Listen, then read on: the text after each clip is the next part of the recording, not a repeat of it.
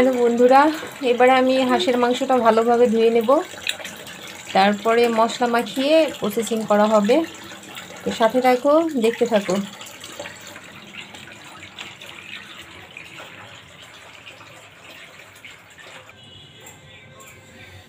বন্ধুরা, হাঁস রান্না করার জন্য আমি শুরুতেই দিয়ে দেব সাদা তেল।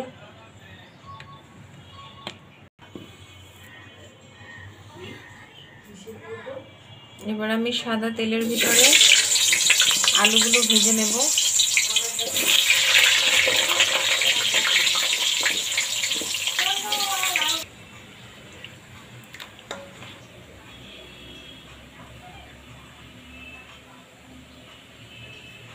বন্ধুরা, এবার আমি মাংসটা ভালোভাবে মাখিয়ে নেব।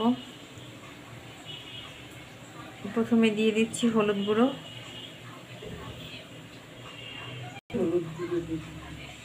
এবার দিব লঙ্কা গুঁড়ো,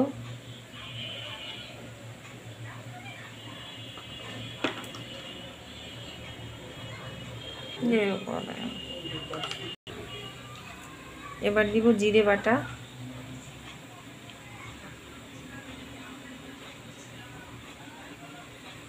এবার দিব স্বাদ মতো লবণ,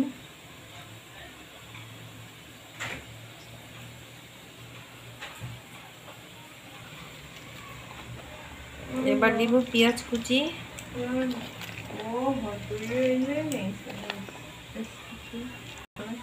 রসুন কুচি,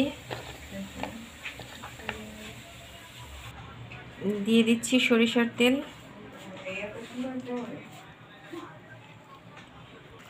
এবার আমি সবগুলো উপকরণ দিয়ে খুব ভালোভাবে মাখিয়ে নেব মাংসটা।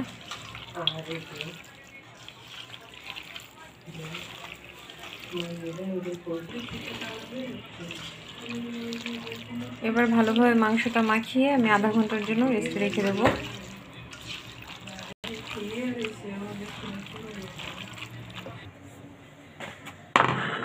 বন্ধুরা, সাদা তেলের ভিতরে একটু সরিষার তেল দিয়ে নিলাম। এবার দিব গোটা জিরে ফোড়ন, এলাচ,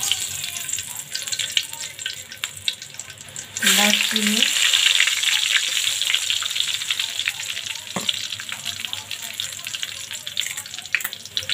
তেজপাতা,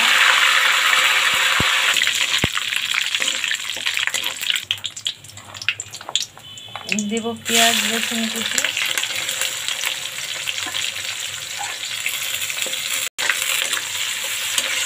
এবার পেঁয়াজ আর রসুন কুচিটা ভালোভাবে ভেজে নেব। কাঁচা লঙ্কা,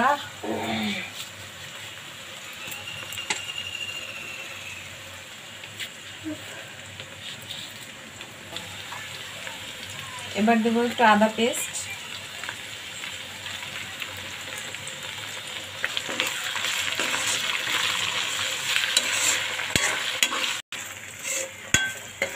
বন্ধুরা সবগুলো উপকরণ ভালোভাবে ভাজা হয়ে গেছে। এবারে আমি হাঁসের মাংসটা দিয়ে ভালোভাবে কষিয়ে নেব।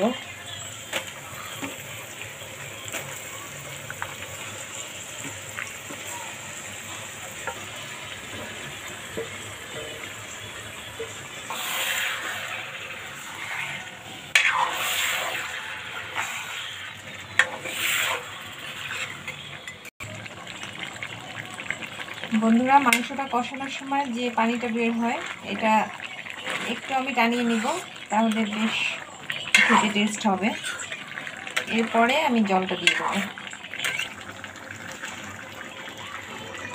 বন্ধুরা, এবার কষানো মাংসকে আমি দিয়ে দিব পরিমাণ মতো জল এবং ভালোভাবে রান্নাটা করে নিব।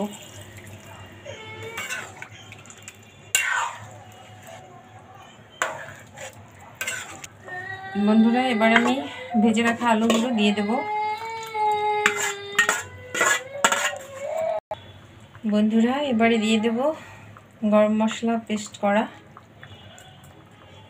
একটু আগেই দিয়ে দেব, কারণ হচ্ছে না হয় কাঁচা গরম মশলার গন্ধ আসলে খেতে ভালো লাগে না।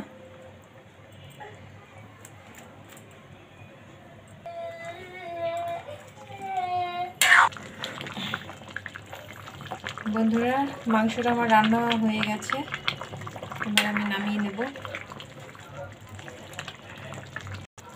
তোমরা এভাবে রান্না করে খেয়ে দেখবে, বেশ মজা লাগবে খেতে।